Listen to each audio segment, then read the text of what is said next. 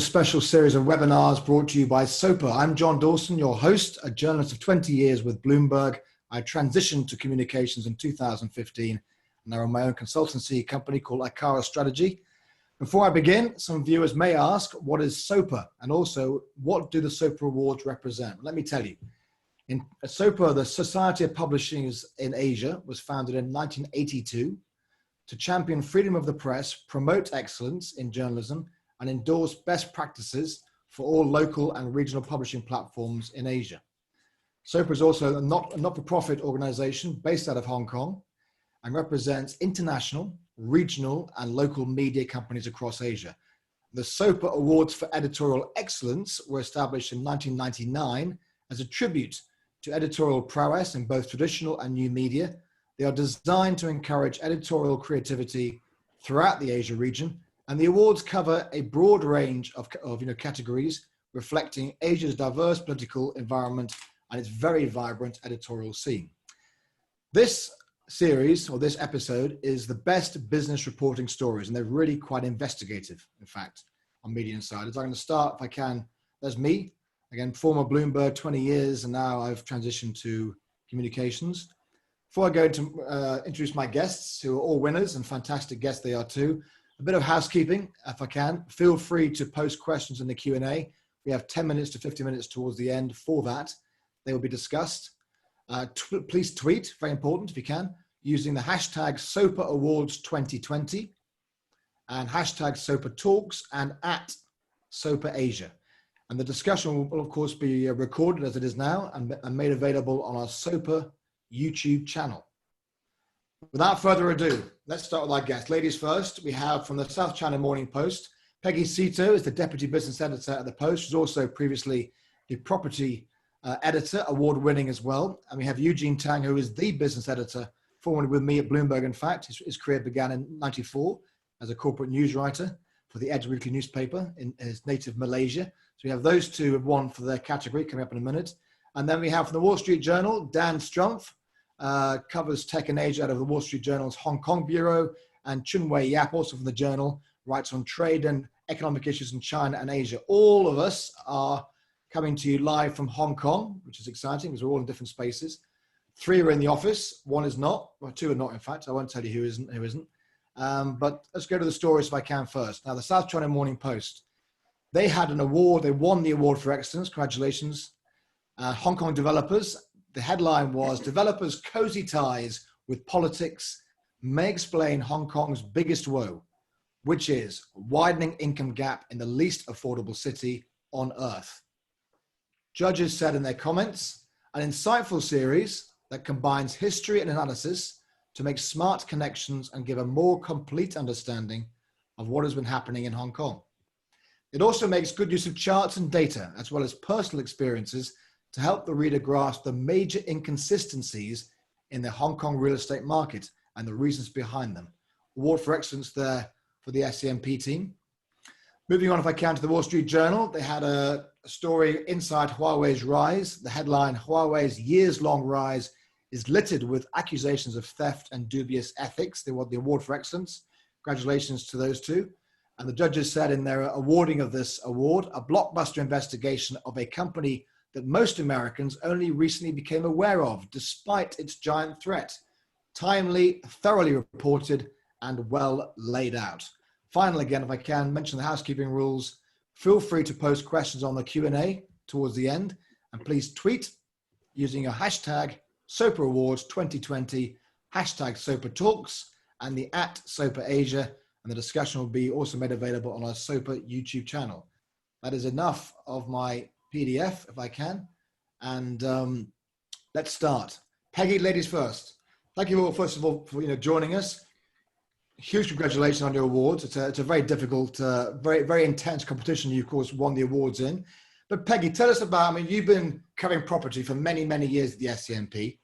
All right, and here's a story, highly investigative. Eugene was editing it. Tell us about the process of the story. It was very, very in-depth, amazing sources.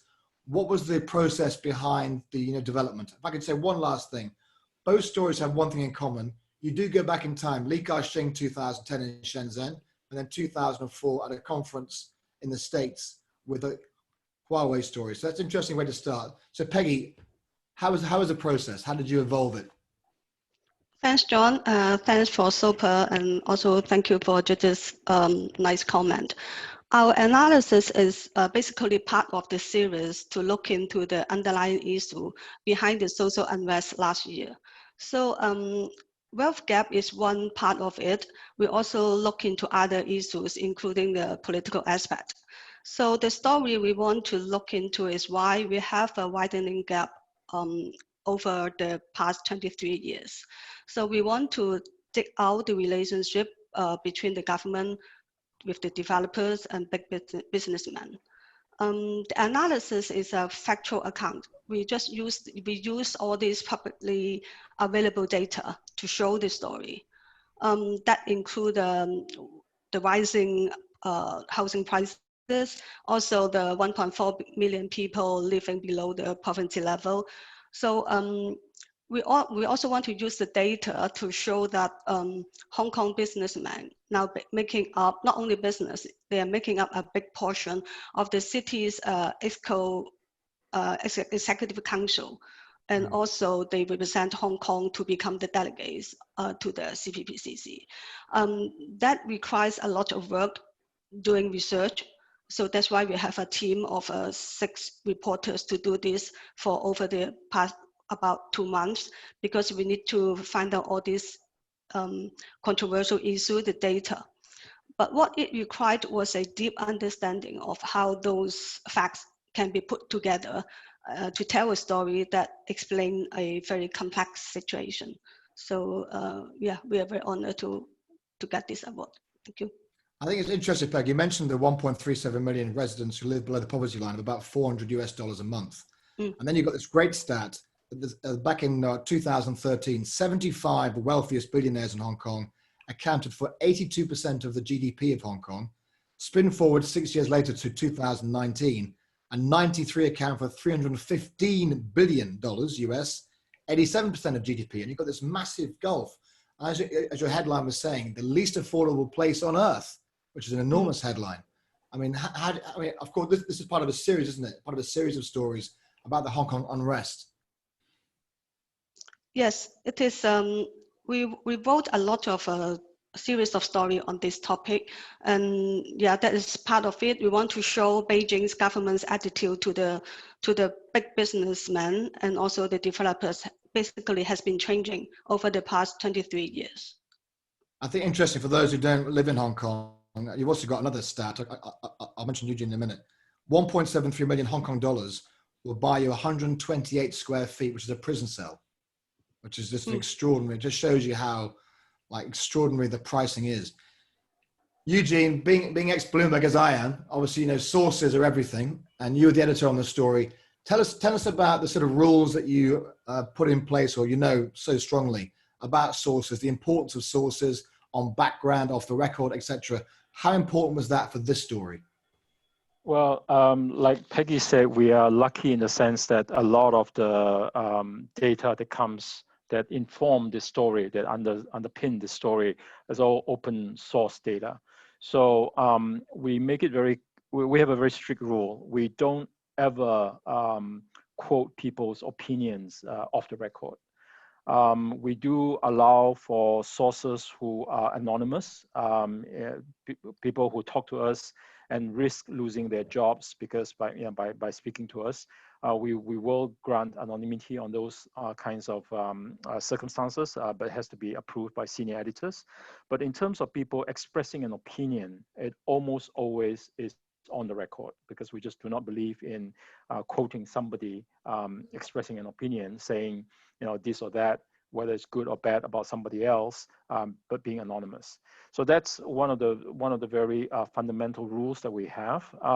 Other than that, everything else, all the data, all the analysis, we show very clearly where we get the numbers from, how we arrive at, how we know what we know. So we try and introduce all that in the story.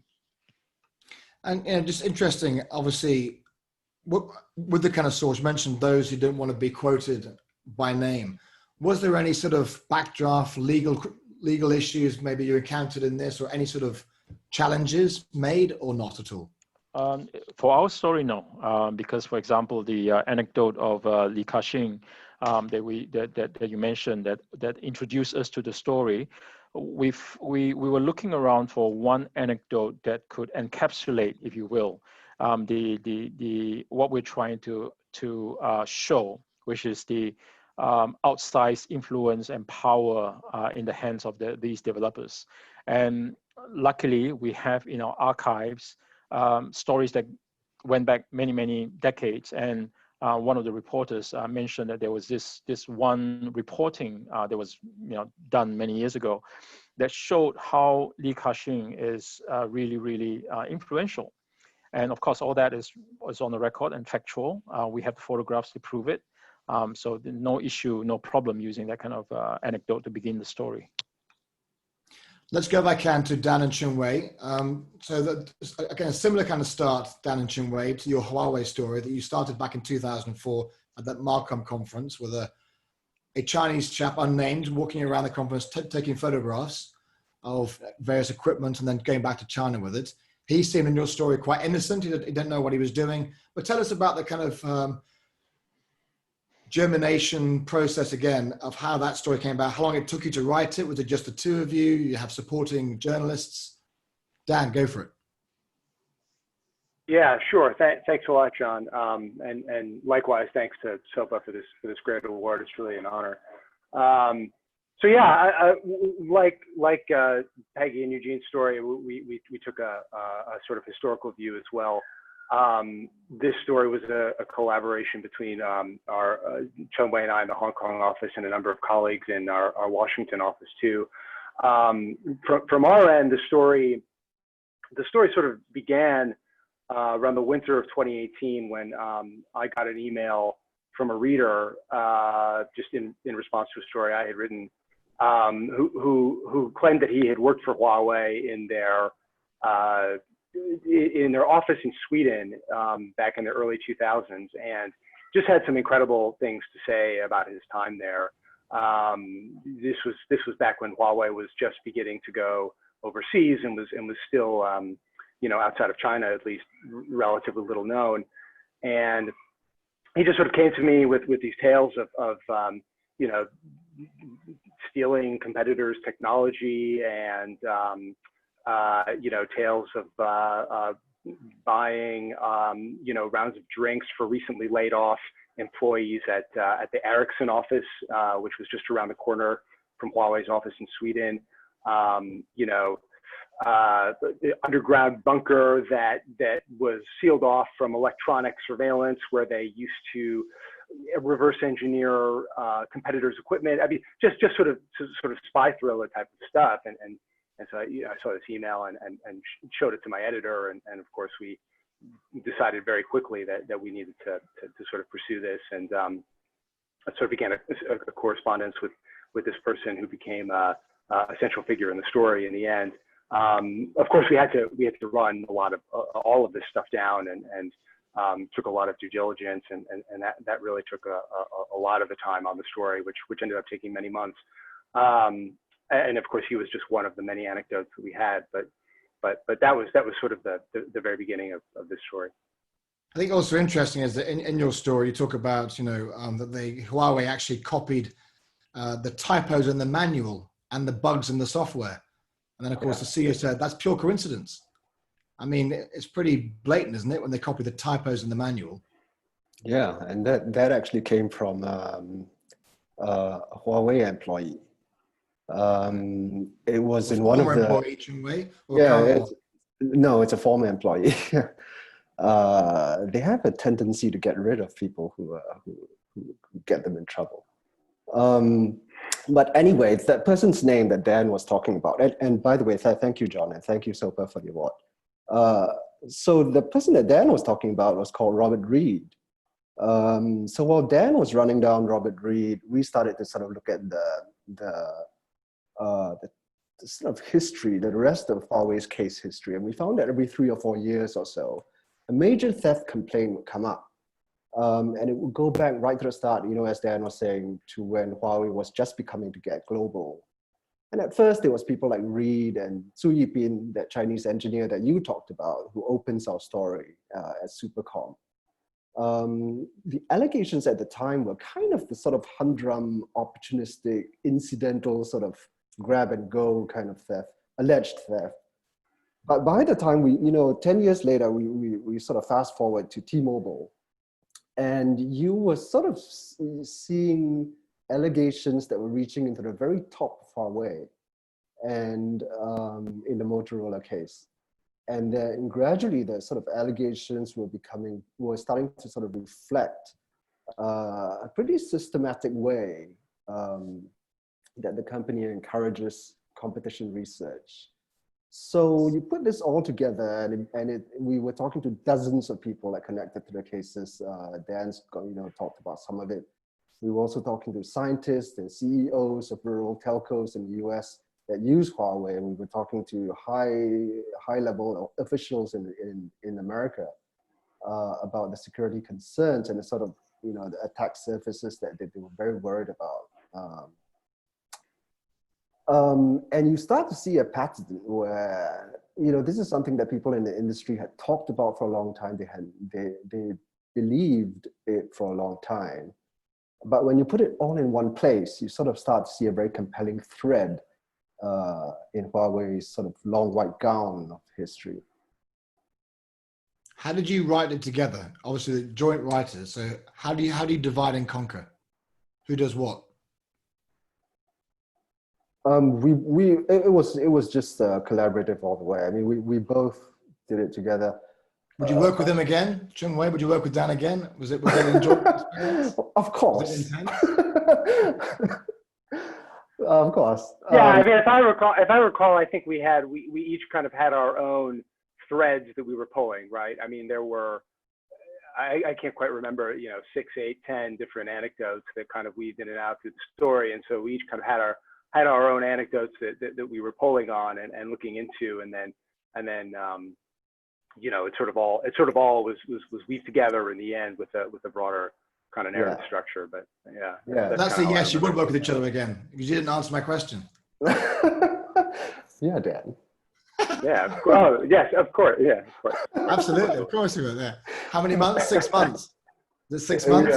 Yeah, Dan and I started it in about November, and it was published in May. So what does that make it? 7? 7 months. Yeah. Tell me about, I want to go back to Eugene and Peggy, but please tell me about any heat that you felt from Huawei, because obviously it's a very, very contentious issue right now, particularly. You wrote this, last year, and it's just been bubbling up. It's a kind of a story that keeps on giving, let's face it. So, I mean, did you receive any sort of heat from China, from Huawei, backdraft, any of your sources that really felt under pressure that you had to say, okay, don't worry about it, I won't use you in the story? Any frightened sources? Oh yeah, I mean, for me, definitely. I think for Dan as well, in terms of frightened sources. Well, a lot of the stuff was locked away in confidentiality agreements that people had to sign, so that they just couldn't talk about it. Some of them you could sort of get the sense that they were dying to talk about it, and they just couldn't. And some of them were just scared. But in terms of the blowback from Huawei, surprisingly for this story, maybe because a lot of it was based on case history, not that much, but in subsequent stories in the series, yes. Dan, do you have any? Yeah, no. I mean, I think in terms of frightened sources, absolutely. Certainly as we got closer to publishing, there were some people who got, cold feet or coldish feet, but Rui got sued. One of our people in the story got sued in the midst of our reporting the story by Huawei. Yeah, but just a quick point. I mean, I think it is important to point out that a lot of these people, they, like Chun Wei said, did really want to talk. I mean, they really had a story that they felt needed to be told, in spite of kind of their nervousness. Sure. Eugene, I must bring you in if I can. And Peggy, I mean, obviously, you read this story. You've been years at Bloomberg with me. now at the SCMP head of the business desk. I mean, just looking at investigative business stories in this current climate, with everything that's going, we'll discuss the NSL in a minute, but I mean, how difficult is it, do you think, to try and zone in and get these kind of sources, get a good investigative journalism? Is it the same as it has been before, or are the boundaries changed a bit, do you think, in your experience? I think, if anything, it's become probably easier than before because information is now so readily available. Obviously, congratulations to Cheng-Wei and Dan for a great story. We have also followed up on Huawei Reporting. In fact, we did an 8-part series looking at Huawei earlier this year in the first quarter. We think that the Huawei story is a very complicated and nuanced story. If you assemble, I guess, all the facts on that showed you one outcome, you will get a thread of a story. You could also assemble the counter argument and get a fairly glowing history of Huawei's innovations and achievements. But I think the truth lies somewhere in between. It is not as black and white as either perspectives. And it's definitely a topic that requires a lot of in-depth analysis and look. Now, I think a lot of the cases that Dan and Cheng-Wei have mentioned in the reporting were settled out of court or in court, either in court or out of court. Yeah, there's a reason for why these cases have cropped up. So I think it's a bit complicated, but to answer your question, I think it's easier than before, only because there's so much information available right now for us to harvest. That's interesting. Dan, or do you want to reply to that? I mean, do you think it's easier than before? I'm obviously absolutely right. There is more information, but maybe the boundaries are a bit tougher to sort of navigate, or not? Dan.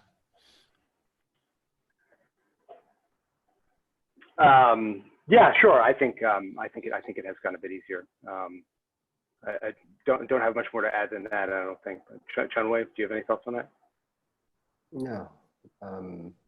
In terms of just because I mean, we'll discuss the NSL in a minute, but I'm just saying that it feels that it's particularly in business reporting, you've got to be obviously more accurate than ever before. Just that it seems that there's more, not restrictions, but just lower kind of boundaries to entry, if you like, barriers to entry. I could be wrong. Okay. In business reporting, our biggest fear is being sued, I think. There you go. Okay. Yeah. Right. Is that you have defamed somebody, you've libeled somebody, and you've caused somebody an economic loss. That's the sort of biggest fear for a business journalist most of the time. And to prevent that from happening, we keep our reporting factual. We base everything on facts. Everything has to be double-checked, triple-checked. Every number has to be verifiable. When it comes to commentary has to be fair. If we stick by those sort of rules or ethics, then there's not much room for error. Right? Those are probably the strongest protections for us. So why has it become easier in my mind is because I think the tools of analysis, the data sources, the information sources are now more readily available than, say, 10 years ago or 20 years ago when I started working as a young business journalist. And people are now maybe because they're better read, they're better exposed to the ways of the media. A lot of them are also more willing to talk. That's my perspective of why it has become easier. Peggy, bringing you in, if I can also talk about writing for a 24/7 online audience. SCMP, as you know, you can explain it, is growing rapidly. You've got most of your audience, I believe, is 90% beyond Hong Kong. If that's right, Eugene and Peggy. So you've got this enormous audience, and it's 24/7, it's online. There's a lot of, dare I say the word, stuff out there. I won't use fake news, but I'll just say stuff. Lots of information, whether it's on social media, and it's just sifting through it all. How difficult is that, just to sort of, dig down and just write to this kind of audience that is just consuming news like a fire hose? I think that's what Eugene has emphasized. We need to confirm the news, and we double check the data and all this before we writing it. So yeah, that's it. You know, at Bloomberg, we had the thing called the 5 Fs. Do you remember that? The 5 Fs, Matt Winkler? He's smiling. The 5 Fs were, each story had to be the first word, the fastest word, the final word, the future word, and the factual word. I remembered it. It's in my head, like a chip in my head. So we had to hit all those 5 Fs for your story to pass editorial. And believe me, it's not easy. And I always tell CEOs, try and give journalists a bit of a break, because they usually haven't eaten, they haven't slept, they get paid X amount, and they've got to hit the 5 Fs or whatever Fs you've got to hit. There are different kind of Fs, obviously, that we can hit. There's obviously, it's a lot of pressure. It is a lot of pressure. Chungwei, I mean, just in all your experience of just covering it, what's been your sort of just biggest pressures in trying to chase a story? Is it just kind of the hunger, everything else, just keeping to a story? What have you enjoyed the most? Well, a couple of aspects. One is in this region of the world, and with China's rising influence, it's actually getting people to speak. And Hong Kong, I think, is a great example of this. I think when I moved here, by the grace of my company, I found that talking to people was really quite easy. People just would speak to you, and the media was sort of held in fairly high regard. Certain sections of it is held in fairly high regard, and people will talk to you. However, obviously, things are changing, and it's no longer the case. It was never the case in China. And I think that sort of influence is spreading. People are more afraid to speak, more reluctant to speak. The sort of feeling is that let's just settle it away from the public eye. So that's one thing. But and the other difficulty, I guess, is just finding the storylines. That's more of a generic, happens all the time kind of stories. And I hear what Eugene is saying, and I agree with it to some extent. It is easier to some extent because the amounts of data out there are so much more, and there are people out there who can synthesize it for you. But teasing out the storylines is still like a tremendously difficult endeavor. One of the most difficult things in this job, because you can have a bunch of people talking, and you can have individual things happening along this history, like even what we see today in the streets of Hong Kong, and what's happening in the politics of Hong Kong. A lot of individual things happening, but finding a way to sort of tell that narrative in an accurate way. And again, it's not so much like a fear of being sued, but a fear of getting it wrong that kind of drives us. So that's difficult.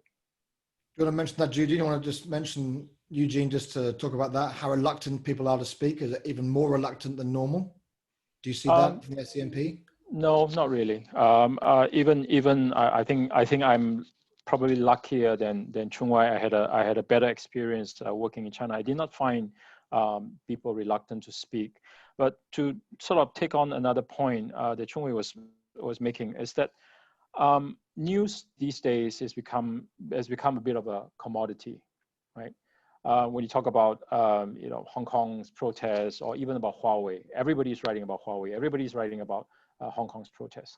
The challenge for us, the few of us who are on this call, is really to make our story the definitive, maybe not definitive, but how to make our story stand out above the noise, right? Make our story more insightful, more relevant, more fun to read, more educational, more inspirational, whatever adjective you want to put to it. And that is a challenge. That like Chungwei says, the challenge to find the storyline, to tease out the storyline. to differentiate our product from everything else in the marketplace, and also to hold our brands up above all the fake news out there. And that is the biggest challenge. And that is probably where standards, ethics, discipline, and a bit of experience come in. Is it much harder, Eugene, today than it has been before in your career, for example, to do all those, to hit all those marks? It's easier, like I said, because of the accessibility of information, but it's more difficult to stand across above the noise, right? Everybody is writing about Hong Kong protests. Okay, how do you add to that An original corpus? angle? Exactly. How do you add to the narrative, right? Everybody is saying this and that. How do you play the role of a media, which is to inspire and inform and hopefully educate and bring that discussion and that discourse to a different level, right? Everybody's writing about Huawei. There's a narrative out there about Huawei. There's a counter narrative provided by the state media or provided by communications professionals such as yourselves, right? How do you come up as well, just right? as ex-journalists, still Right? part of my DNA. Right? How do you come up with a narrative that cuts across all that and bring the overall discourse to a different level? That's a challenge.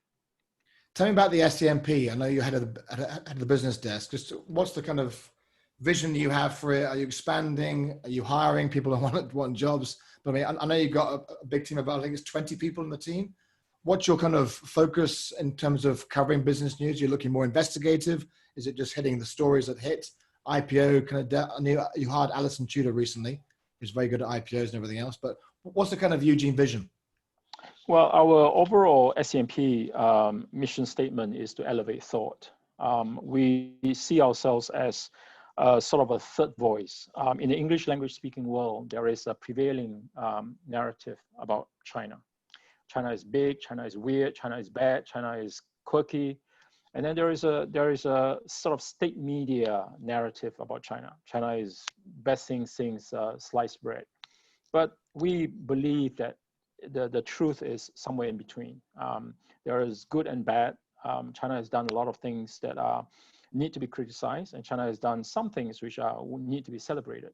And we believe that we are in a position, because of who we are, to be able to deliver that message. And that's what we strive for. And so in terms of our business coverage, we try to do the same, right? If there is whatever it is about China's economy, about China's business, China's technology, we try and take that discussion to a new level. How is it different from what everything else has been written about? How can we go deeper? How can we explain the nuances of what's happening in arguably one of the most important stories of our generation? Dan and Chima, do you want to add to that? How different is the Wall Street Journal to the SCMP in terms of that kind of mission statement on China particularly? Well, I can add something. I mean, I think obviously you want to avoid these sort of binary traps of good and bad and ugly, pretty, that sort of thing. Whenever you're talking about a country or a culture or something.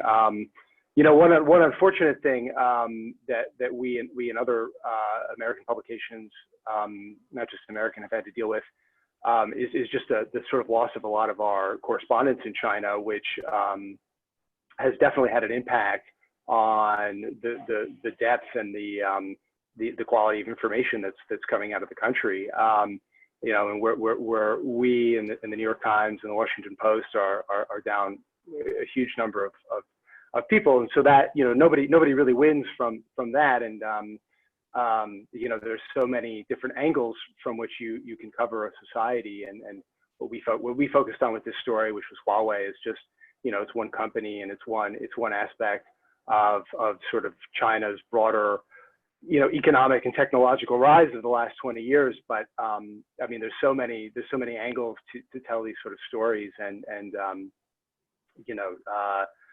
just a million ways to do so. So we absolutely strive to sort of tell stories richly and fairly and from different perspectives. Can I then, sorry, Yeah, Chunwei, please. just to add to that, I agree, and I don't think the Western media has been comprehensively critical of China. They're sometimes painted to be, but you know, it's really the critics that make a place better. Already, I just wanted to add that. Peggy, do you want to add anything to that? I mean, obviously you've been covering property for so many years, right in the thick of it, if you like. These kind of difficult stories where you've got to navigate China, Hong Kong, etc. I mean, how do you feel about the sort of reaction or just how China is treated in the media? As Eugene mentioned, we don't feel it is more difficult to write these stories because we can get data, especially if you want to get data about China economy and property market. There's so many data, but the point is how you can use it well. In terms of people or their context, whether they want to talk to us, so far we don't. Of course, some of them may, but so far we don't see too many difficulties. Yes. I know that you're looking at the GBA, the Greater Bay Area, which obviously is a very exciting opportunity for Hong Kong. Just Peggy, talk us about what you're kind of looking at that as a kind of storytelling experience, how you're going to delve into it, if you like. Because obviously GBA is huge. It's absolutely huge. No one really understands which cities are in which part of the GBA, but it's a phenomenally large opportunity for many businesses. But it's a question of who goes first, right? Who takes that first step? We are doing a very big project on the GBA series. Eugene may add more info. We want to tell, because 90% of our readers are outside Hong Kong, we want to tell them, when we know them, they're interested in knowing about GBA. So we want to tell them the business opportunities and what the GBA are. So every month we will focus on one city and want to bring an in-depth deep dive on every city to let the readers know about it. So from every different kind of aspect. And Eugene, do you want to add? That could be a very long project, Peggy and Eugene. That could be a very long project. A lot of cities to get through, right? Yes, 11 cities. And once we've done the 11 cities, we'll start again. The challenge really is to, on one hand, the project itself is going to be a very, very long-term project. It's going to take decades for it to evolve from concept to reality, right? There are a lot of nitty-gritty regulatory, legal, political issues, between there are three different sets of laws and rules between the three places. And how to translate that into something that is actionable, hopefully inspirational and useful for the average reader who doesn't really know the difference between Hong Kong and Shenzhen, right? How to make them relate and how to make it actionable for them. That is the biggest challenge. So it's not for lack of material. There's plenty of material, but how to make that material useful, that's the challenge. So the only way to do this is to keep plugging at it, just keep building up that body of content, and hopefully that information can reach a critical mass, by which time policies can catch up, things on the ground can actually evolve to a situation where you can conceivably live in Hong Kong but work in Zhaoqing and travel back in time for dinner, and people will see the benefits, and then it will happen. Dan and Chunwei, I want to put you on the spot a bit. If you were to sit down one CEO in the world today, a story that really excites you, whether it's Tesla, whatever it is, who would you want to interview? I know that's a tough. I didn't tell you that before this started, but just out of interest, which story would you like to get your fingers in? Even if you didn't work together, which would obviously be heartbreaking. But if you had to work together, if you had to work separately, which CEO do you want to sit down and properly hardcore interview and just get underneath the kind of bonnet of? Good question. I would say perhaps love to sit down with Elon Musk. I find him to be just singularly unique kind of figure among CEOs right now. Would be, I think, quite the adventure to pick his brain. Chinwei, Elon Musk? Probably something related to DNA and pharmaceuticals. Oh, interesting. Why would you go that direction? Well, just the sort of general development of the last 6 months and the future of how that sort of melds with technology and our lives. I think definitely. That would be interesting. Well, AI, big data, healthcare. China's way ahead in terms of they haven't got this infrastructure to kind of break down and rebuild it to start from scratch, and they're very advanced in the big data. Peggy, have you sat down with Li Ka-shing, or who would you like to sit down with? I think I sat down with him before, so I'm more greedy. I would like to have a panel with Elon Musk and all these EV startup CEO to discuss about the EV sector in future. Eugene, which CEO would you like to give a seriously hardcore interview to? I probably have about 300 that I want to sit down with. That's a bit greedy, Eugene. Yes, I'm extremely greedy. So I don't think I have one particular one. Fit them all on Zoom. What's that, Chinwei? You've got to fit them all on Zoom. Yeah, that's an idea. Which industry, Eugene, would you like to sort of, Chinwei was saying healthcare, technology, how it's changing, digital health, for example. Whoa, I think there can be a compelling business story in just about any industry if you think about it, right? Electric vehicles, yes, it's interesting. Biopharmaceutical, yes, very interesting. AI, cloud computing, very interesting. Even fossil fuels, coal, gold, stock market, I think we can, if you put your mind to it, you can pretty much come up with a storyline for just about anything. It will never get bored, that's for sure. Yeah. Before I go to some questions about what about Hong Kong, NSL, and the recent police letter yesterday, I want to ask all of you, going back to when you started out, I remember being in the Bloomberg newsroom, being shouted at regularly, et cetera, which is fine. That's part of the experience, right? We've all been there. Get the tea. What are you doing, Dawson? Kind of stuff. What would be your advice? I'm going to start with Peggy. What would be your advice to young reporters leaving HKU journalism, or whoever they are, coming into SCMP, want to get an internship? What advice in terms of characteristics? What do you need to have? And what advice to kind of be a good journalist in this current world where social media is so prominent? I think it's back to square one when we start learning journalism. Curiosity, the interest in this field, they're curious about everything. That is the start. Eugene, someone walks into your office and say, "Hi, Mr. Tang, can I work with you, please? Can I have an internship for 3 months?" Looking them in the eye, do you see the hunger that you want to see? I mean, what's your kind of test? What's your first kind of? Like Peggy says, curiosity is the first thing. Yeah. Is the motivation. We are, at the end of the day, we are all storytellers. We are in this business to tell a story, right? So do you have the skill set to tell a good story? And before you tell that story, do you have the discipline to be able to analyze and understand facts?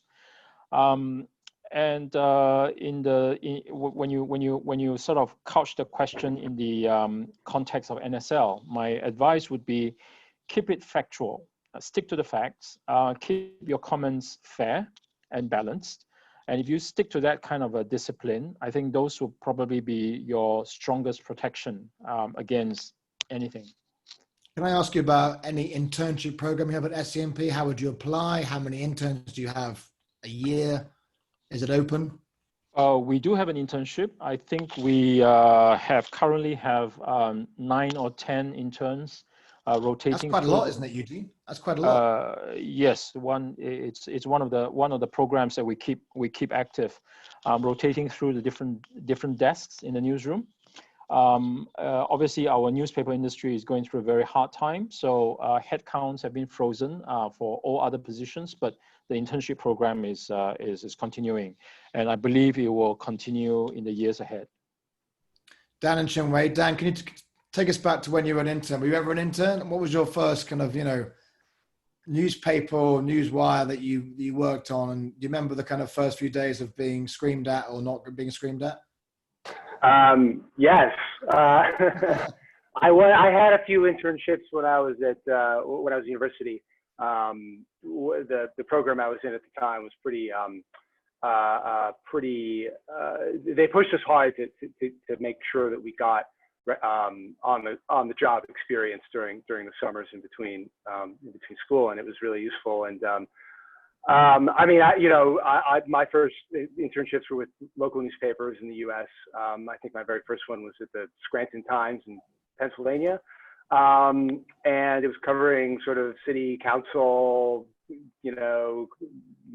cops and robbers, just small town stuff, and it was great. And I would honestly say that the most important, in my opinion, the most important quality in terms of succeeding in an internship program is just purely hustle. It's just pure hustle. It's just taking every story you get and just putting in the time and making the phone calls and getting the experience and getting the clips, because that's what's going to help you stand out from your peers. These internships are short. I mean, they're like 10, 12 weeks, and you blink and it's over. So I think it's just absolutely the most important thing to just squeeze every day for what it's worth, and really try to walk away from those experiences with something to show for it, and something you can take to the next internship, or that you can take into your first job interview. That's kind of what I would say about that. I remember being I went from intern 3 months at Bloomberg to the press summaries desk at 4 a.m. and there was Matt Winkler used to come with his bow tie. Amazing man, he created news. I remember just 3 of my 4 desks, 3 was sick. It was me. And he came in one morning, he was in London for a week, and he goes, "What are the top 5 stories in order?" And I mean, really intense, right? Because Murdoch used to do that apparently when he was at the newspapers in the States.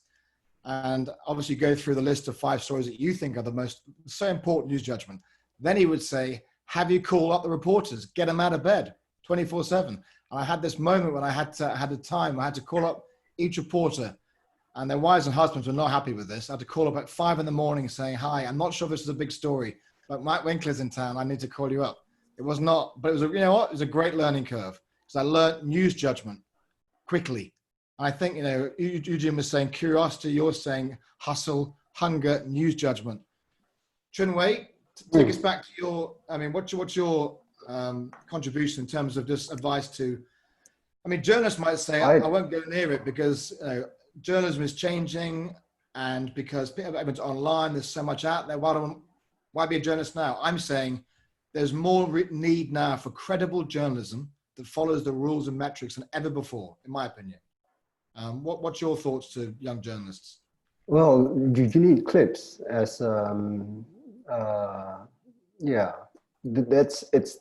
clips are the single most important reflection of who you are. So start getting clips, and it really doesn't matter like what, you may have gone to the best schools in the world. It doesn't matter. Journalism is not the sort of place where that matters. You need your clips, and they need to show a little bit of who you are and how you excel. And it doesn't have to be that you write the best, or that the deepest sources. It can be an eye for unusual detail. It's or a sense of daring and sort of going sideways. I think Eugene sort of mentioned a little bit about that. In a sort of world that we live in, where everything is so saturated now, you need to find something. You need to find a way to come in sideways into a story to be noticed. So your clips in the end will express who you are. How about hunger, innate hunger? Like, Dan was saying hustle. These things, do you think they're innate, or do you think they come through? You have to have this dog with a bone attitude, street dog fighter, whatever it takes to get the story, boom. You'll just fight, sharp elbows, kind of thing. Well, some people think that that's absolutely essential. I don't, but I think a good newsroom has a mix of characters, people. Yeah. You kind Which is why it's great. It's depressing.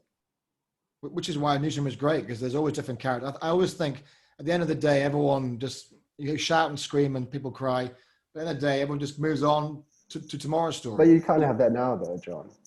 You can't. Why not? Because the culture is different. So what's the culture now? Everyone sits there like a library, or what is it? There's no more yelling in newsrooms, John. Isn't there? No. Well, I'm not sure about SCMP, but not in the Wall Street Journal. Eugene, is there no more yelling in a newsroom? Peggy? Oh. Eugene. It can't be like a library. It's got to be energy. Everyone's being very quiet. We don't even have phones these days. You don't even hear phones ringing in our newsroom anymore. Everything is digital. I feel suddenly very old. I was only in journalism 5 years ago. It wasn't that long ago, Chung Wei. I feel really suddenly very old. I'm kidding. I think that's part of the energy. It's maybe it's TV. No. I just thought that's part of the,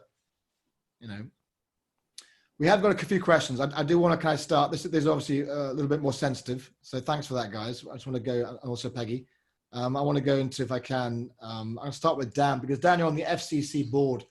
For those not aware of the FCC, the Foreign Correspondents Club in Hong Kong, fantastic. It's the base of journalists in Asia, if not around the world. I don't think of any members club that really looks after journalists as the FCC does. Nevertheless, they put out a statement, and you co-wrote the statement about the police. That, if I'm right, Dan, obviously the police came out with a statement yesterday that you need to have approved accreditation for an international news agency. In other words, freelancers, good luck, because you're not going to get approved. Is that harsh? Or does that pin it down too much? What's your take on what's happened? Yeah, I mean, well, I think it's pretty clear what the police want to do, which is that they want to sort of deal with this problem that they see as fake reporters or protesters masquerading as reporters at protest events and causing trouble.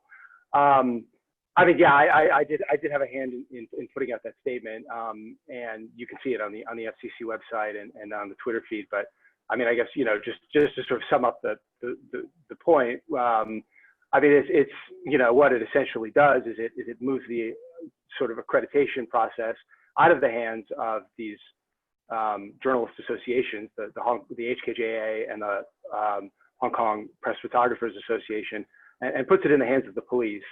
And what that does is that will disadvantage freelancers, and it will disadvantage students, journalism students, and just simply people who perhaps sort of citizen reporters and the like who are not affiliated with large sort of established organizations yet, whose reporting has been absolutely essential to ensuring that the story of Hong Kong is being told.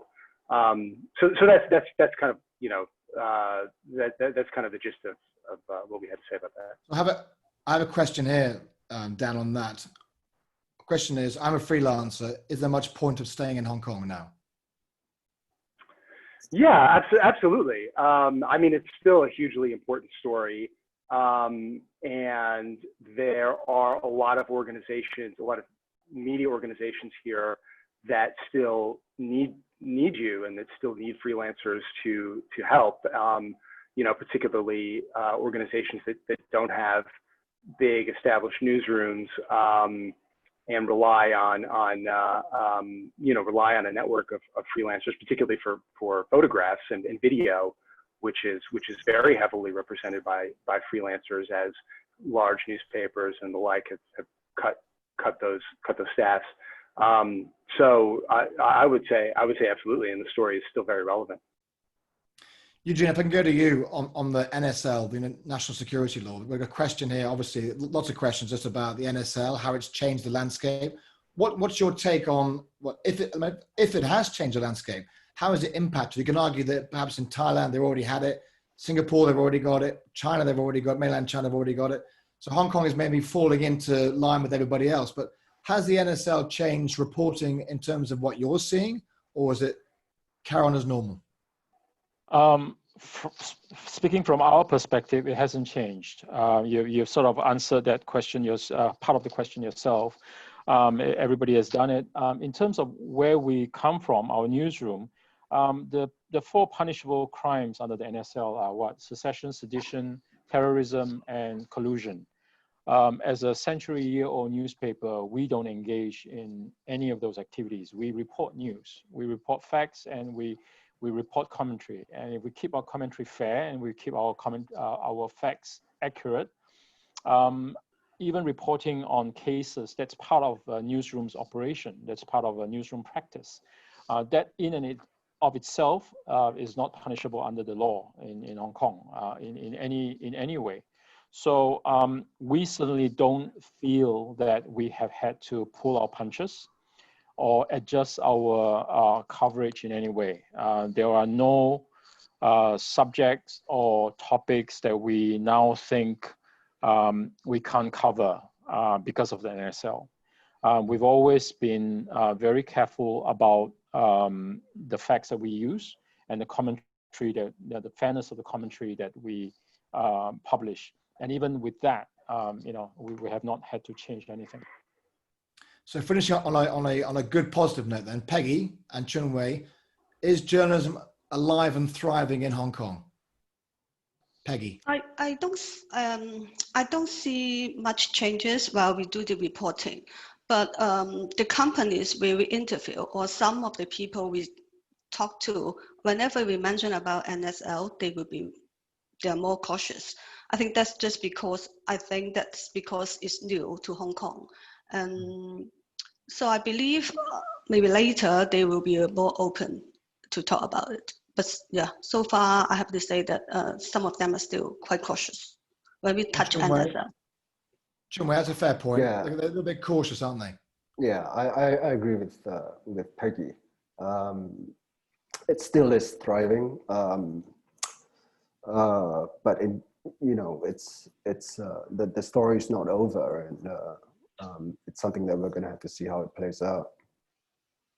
Any of you going to move to PR and communications like me, or you're all staying in journalism? I know you're all going to call me a traitor or something, aren't you? I can feel it. It's like bouncing off the screen. Anyway, I'll just leave it on that note, just a joke. Peggy, Eugene, Chun Wei, and Dan, congratulations on the awards. Fantastic stories, I must say, fantastic stories. Look forward to next year's awards.